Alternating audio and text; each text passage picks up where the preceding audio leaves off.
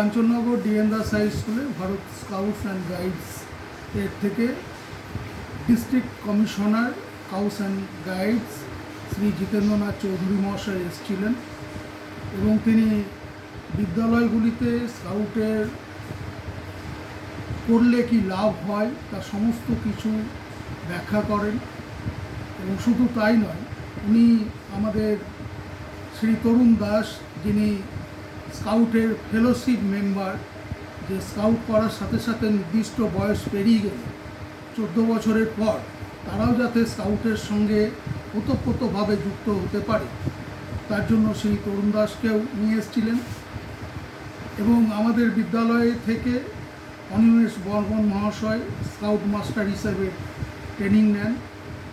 তো এই scout and গাইডসের যে ট্রেনিং, সেটা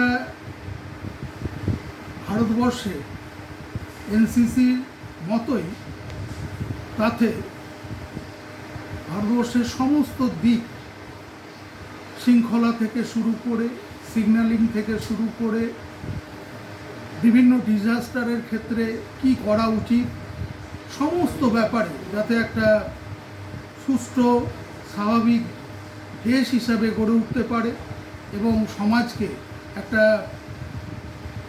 শৃঙ্খলাবদ্ধ সমাজ রূপে প্রতিগণিত করতে পারে, তার ট্রেনিং দেন।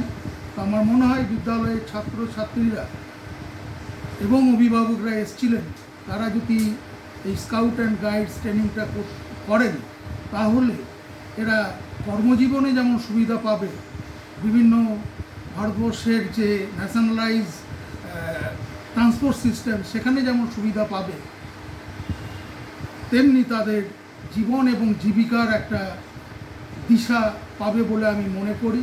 আমি ডক্টর সুভাষচন্দ্র দত্ত, প্রধান শিক্ষক, Kanchannagar DN Das high school.